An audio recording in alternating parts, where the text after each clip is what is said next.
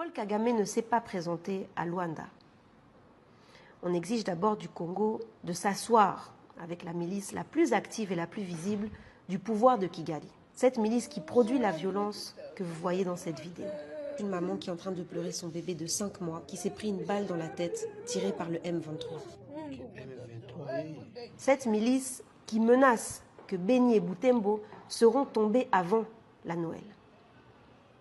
Cette milice décrite comme si puissante que même les forces des Nations Unies ne se sentiraient pas de taille face à elle. La vérité, c'est que l'M23 aujourd'hui est une armée moderne, avec des équipements lourds qui sont plus perfectionnés que les équipements de la MONUSCO. Et viennent-ils du Rwanda, ces équipements?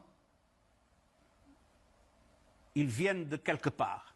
Bon, vous semblez dire ils oui. Ils viennent de quelque part. De quelque part d'à côté. Ils ne sont pas nés dans la forêt. Ils viennent de quelque part. Et pendant ce temps, nous devons justifier comment nous nous armons et nous devons inlassablement attendre que des pourparlers, des sommets tripartites, des négociations dans lesquelles à aucun moment les véritables acteurs ni les véritables enjeux et objectifs ne sont évoqués. On reste toujours en surface en ne faisant fonctionner que la narrative mensongère décidée par les vainqueurs et les puissants. Et pendant ce temps-là, le peuple congolais, lui, est en train de crever. Imaginez-vous qu'en 2024, encore aujourd'hui, on nous présente des accords dans lesquels sont mentionnés les très retraités FDLR, comme s'ils constituent encore une menace potentielle pour le Rwanda. Ces FDLR, c'est vraiment l'ultime alibi, l'ultime justificatif de Paul Kagame pour maintenir ses troupes dans notre pays, la République démocratique du Congo. Demandez-vous seulement où ils sont, ces FDLR. Demandez-vous combien ils sont. Demandez-vous même quel type d'armes ils utilisent. Bandeko, faisons preuve de rigueur et de sérieux. Notre pays ne devrait jamais tolérer de s'asseoir avec des autorités, quelles qu'elles soient, pour négocier et faire de la diplomatie, en acceptant de mentionner les FDLR quelque part sur un traité ou un accord. Il est d'un non-sens de demander que les puissances qui organisent ce chaos, pour faire des milliards de dollars de profit chaque année, il est d'un non-sens de demander à ces puissances de faire tomber des sanctions sur le Rwanda. Un régime formé, entraîné, financé par les États-Unis, par l'Union européenne, par la Grande-Bretagne. Le Rwanda, l'Ouganda, le Kenya agissent comme proxy. Qui tire les plus gros bénéfices de ce chaos? À qui il faut couper la tête?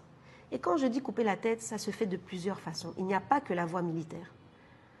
Aujourd'hui, par exemple, notre façon de consommer, c'est aussi une très bonne façon de couper l'herbe sous le pied du colonialisme, de couper l'herbe sous le pied de l'impérialisme et du capitalisme.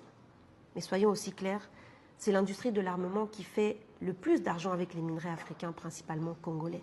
C'est nécessaire pour ces puissances de déstabiliser nos régions, qui possèdent le plus gros potentiel minier, le plus gros potentiel énergétique.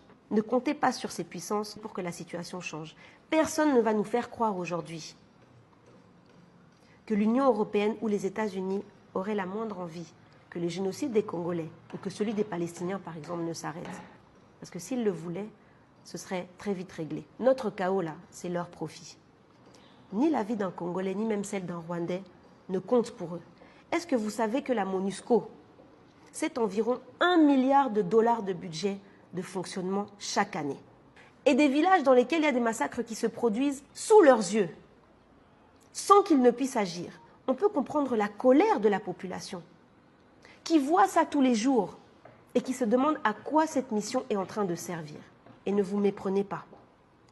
Tout comme nous n'allons jamais oublier que notre justice finira par frapper les criminels de guerre, les sanguinaires qui sont au pouvoir aujourd'hui dans notre pays, nous n'allons pas oublier les cargaisons, les avions des Nations Unies transportant du coltan vers le Rwanda. Je ne vais pas non plus oublier les femmes qui m'ont témoigné qu'elles avaient été violées par des agents de la MONUSCO ou devant des agents de la MONUSCO au nord et au sud Kivu. Ce sont des témoignages que j'ai récoltés dès les premiers instants où j'ai commencé à tourner, à récolter des informations à l'est du pays. Ces institutions internationales telles que les Nations Unies, observez bien, ce sont des institutions qui servent les intérêts d'un tout petit nombre, qui servent les intérêts des puissants, mais certainement pas les intérêts des peuples. Ce sont des outils de contrôle, des outils pour exercer une puissance, pour exercer un pouvoir, et ça en se cachant derrière la bannière de la démocratie, derrière la bannière des droits humains. Mais on est en train de parler des droits de quels humains exactement? Parce qu'il y a des peuples entiers qui sont aujourd'hui en train de disparaître. Les vidéos sont là, les photos sont là, les témoignages sont là.